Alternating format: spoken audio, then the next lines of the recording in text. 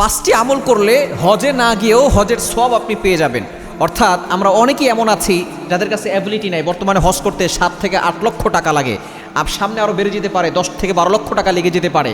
অনেকেরই অ্যাবিলিটি নাই, কিন্তু যদি আপনি এই 5টি আমল করতে পারেন তাহলে আপনি হজের সওয়াব পেয়ে যাবেন। তবে যাদের হজ ফরজ হয়েছে আপনাকে অবশ্যই হজ করতে একবার যেতে হবে, কেননা একবার হজ করা সকলের জন্য আল্লাহ পাক রব্বুল আলামিন, বিশেষ করে যাদের অ্যাবিলিটি আছে তাদের জন্য আল্লাহ পাক রব্বুল আলামিন ফরজ করে দিয়েছেন। সুতরাং যারা হজ করতে যেতে পারছেন না টাকার অভাবের কারণে, এই 5টি আমল আপনারা করবেন, আল্লাহ পাক রব্বুল আলামিন হজের সমান সওয়াব দান করে দিবেন। তবে হজের যে ফরজিয়াত আছে সেই ফরজিয়াত হবে না, তবে হজের সমান সওয়াব আপনি পেয়ে যাবেন। 1 নম্বর হচ্ছে আপনি দৃঢ় প্রতিজ্ঞা করবেন, আপনি হজের নিয়ত করবেন এবং হজের জন্য আপনি চেষ্টা করে যাবেন, টাকা পয়সা জমিয়ে রাখবেন যে কাবা শরীফ আপনি আল্লাহর ঘর তাওয়াফ করবেন, নবীজি সাল্লাল্লাহু আলাইহি ওয়াসাল্লাম রজব মুবারক জিয়ারত করবেন।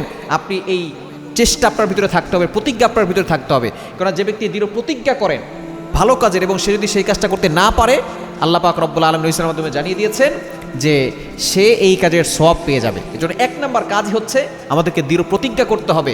কেননা যদি আল্লাহ তাআলা কবুল করে নেন, অনেক গরিব লোকও আছে যাদের জন্য আল্লাহ তাআলা হজ কবুল করে নেন। অনেক গরিব মানুষ এমন আছে টাকা পয়সার মালিক না, কিন্তু আল্লাহ পাক রব্বুল তাকে হজে নিয়ে গেছেন। এই জন্য 1 নম্বর কাজ হচ্ছে দৃঢ় প্রতিজ্ঞা থাকতে হবে, ইচ্ছা থাকতে হবে যে আমি আল্লাহর ঘর কাবা শরীফ তাওয়াফ করব। 1 নম্বর। 2 নম্বর হচ্ছে যে আপনি প্রতিদিন ফজরের নামাজের পরে যদি আপনি কিছু জিকির আজকার করেন, সূর্যোদয় হলো এরপরে আপনি 10 থেকে 15 মিনিট পরে যদি আপনি 2 রাকাত ইশরাকের নামাজ পড়তে পারেন, তাহলে হাদিসের ভিতরে আসছে, তিরমিজি শরীফের ভিতরে হাদিস, আল্লাহ তাআলা একটি পূর্ণ হজ এবং একটি পূর্ণ উমরা করার সওয়াব আপনার আমলনামায় দিয়ে দিবেন। যদি আপনি ইশরাকের নামাজ পড়তে পারেন, ইশরাকের নামাজ পড়লে অনেক ফজিলত রয়েছে, সেটা তিরমিজি শরীফের ভিতরে হাদিস এসেছে, একটি উমরা এবং একটি হজ করার, কবুল হজ করার সওয়াব আপনি পেয়ে যাবেন।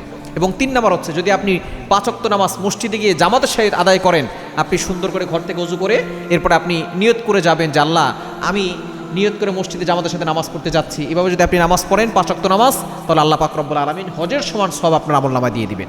এবং 4 নম্বর হচ্ছে যদি আপনি 5 ওয়াক্ত নামাজের পরে সুবহানাল্লাহ 33 বার, আলহামদুলিল্লাহ 33 বার, আল্লাহু আকবার 34 বার, এটা যদি পড়তে পারেন 5 ওয়াক্ত নামাজের পরে, আল্লাহ পাক রব্বুল আলামিন একটি পূর্ণ হজের সওয়াব আপনার আমলনামায় দিয়ে দিবেন। এবং 5 নম্বর হচ্ছে মা বাবার খেদমত যদি আপনি করেন, তাহলে আল্লাহ পাক রব্বুল আলামিন পূর্ণ হজ করার সওয়াব আপনার আমলনামায় দিয়ে দিবেন।